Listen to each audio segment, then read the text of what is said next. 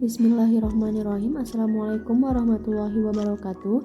Saya Nian Afistaria Saputri, mahasiswi program studi lintas jalur ilmu gizi, Fakultas Ilmu Keperawatan dan Kesehatan Universitas Muhammadiyah Semarang tahun 2020. Di sini saya akan mempresentasikan hasil dari resume jurnal yang berjudul Duri dan Sisik Ikan Menjadi Sumber Potensi untuk Gelatin Halal, guna memenuhi tugas mata kuliah pengawasan mutu makanan. Pendahuluan, gelatin adalah kolagen populer turunan terutama yang digunakan dalam makanan, farmasi, fotografi, dan produk teknis. Pada makanan, gelatin berfungsi memberi rasa meleleh di mulut dan bertekstur gel. Warnanya jernih, hambar, berkarakteristik pengemulsi, ciri tekstur dan mampu digunakan di skala pH berapapun. Membuatnya cocok digunakan pada produk gula dan susu. Gelatin diperoleh dari degradasi kolagen. Demikian jaringan yang mengandung kolagen umumnya digunakan sebagai sumber gelatin. Gelatin babi dan sapi masih sering digunakan sampai hari ini. Karena itu, pengembangan dalam mencari sumber gelatin alternatif merupakan salah satu isu yang diprioritaskan.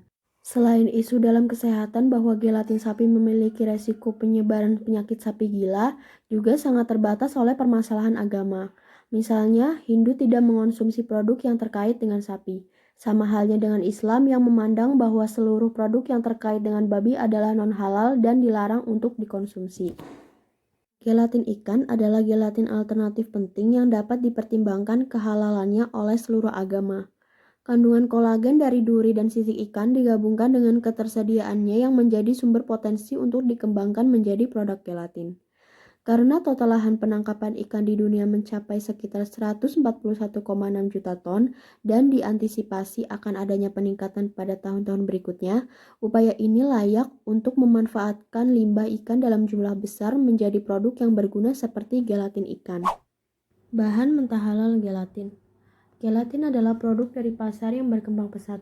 Pada tahun 2003, pasar dunia gelatin mencapai 278.300 ton. Terdiri dari 42,4% berasal dari kulit babi, 29,3% dari kulit sapi, 27,6% dari tulang, dan 0,7% dari sumber lain. Dalam proporsi tersebut, gelatin yang ada tidak memenuhi tuntutan pasar halal.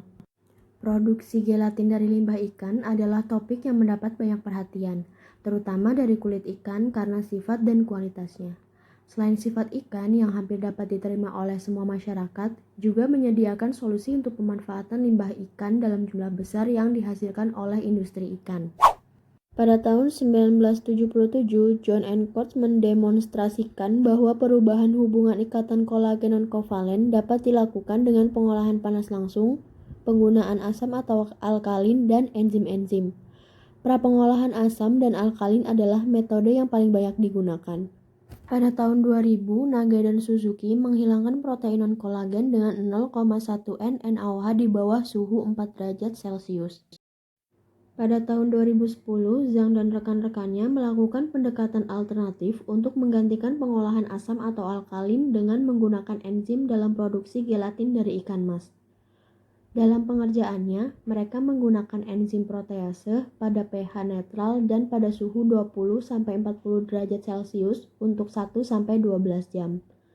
Ini menghasilkan gelatin berkualitas baik dengan kekuatan gel 172-219 gram. Berikut adalah contoh pemisahan kolagen gelatin dari duri dan sisik ikan pada ikan black drum dan sheepshead sea bream. Prosedur yang dilakukan yaitu terdapat prosedur prapengolahan dan pemisahan kolagen. Pada prapengolahan yang dilakukan yaitu rendam dalam 0,1 mol NaOH selama 24 jam. Kemudian aduk dan rendam kembali dalam 20 ml 0,1 mol NaOH. Untuk pemisahan kolagen yang dilakukan yaitu larutkan dalam 0,5 mol asam asetat konsentrasi 0,1% selama 3 hari sampai memisah. Ulangi pada kondisi yang sama, kemudian digarami dengan NaCl sampai konsentrasi akhir yaitu 0,9 mol. Dipisahkan dan diulang 3 kali sampai dialisis. Sifat kimia gelatin dari duri dan sisik ikan. Secara umum, komposisi asam amino dari sisik dan duri ikan hampir mirip dengan gelatin kulit ikan dan menunjukkan sedikit perbedaan dengan gelatin komersial. Kecuali gelatin dari pig skyr, semua gelatin lainnya tidak mengandung aspargin dan glutamin. Selain itu, komposisi asam amino dalam sisik ikan dan duri ikan bervariasi, khususnya kandungan sistein.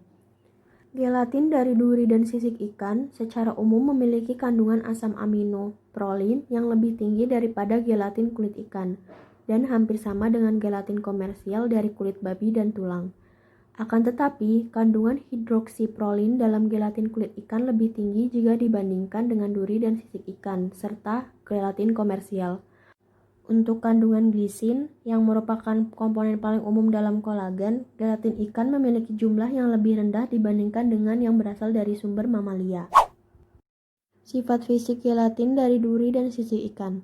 Cho et al. Tahun 2000 mengemukakan bahwa gelatin dari Zinc-Crocker dan sirip pendek memiliki kekuatan gel rendah, yaitu 124,94 dan 176,92 gram masing-masing, dibandingkan dengan gelatin sapi jantan yaitu 239,98 gram.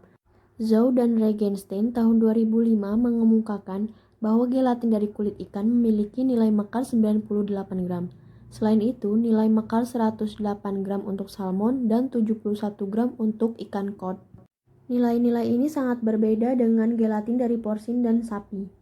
Meskipun demikian, produk ikan tetap berpotensial tinggi untuk dijadikan bahan gelatin. Peningkatan kualitas gelatin ikan. Rendahnya hasil gelatin yang diperoleh dari ikan dibandingkan dengan gelatin dari sumber lain adalah persoalan yang memprihatinkan. Sejumlah penelitian telah dilakukan untuk mengatasi tantangan ini. Misalnya, Gudmundsson dan Hafsteinsson menyebutkan bahwa kualitas gelatin dapat dikendalikan sesuai dengan standar yang diinginkan dengan memanipulasi kondisi prapengolahan dan pemrosesan. Eusern et al. Tahun 2009 melaporkan bahwa produk ikan dapat dilakukan proses pemutihan untuk meningkatkan kualitas gelatin dalam produksi gelatin dari cumi-cumi dan menemukan hasil yang lebih tinggi, warna cerah, dan peningkatan yang efektif dalam kekuatan gel. Bath dan Karim tahun 2009 juga mengamati bahwa radiasi UV dapat meningkatkan kualitas gelatin yang berasal dari ikan. Simpulan dari jurnal ini yaitu, produksi gelatin dari tulang ikan dan sisik ikan adalah sumber alternatif penting untuk gelatin. Meskipun kandungan yang dihasilkan dari tulang ikan dan sisik ikan lebih rendah daripada gelatin yang dihasilkan dari kulit ikan, kualitas gelatin yang dihasilkan tidak kalah mutunya jika dibandingkan. Meskipun demikian, beberapa studi telah menunjukkan bahwa gelatin yang dihasilkan dari tulang dan sisik ikan memiliki kekuatan gel yang dapat diterima.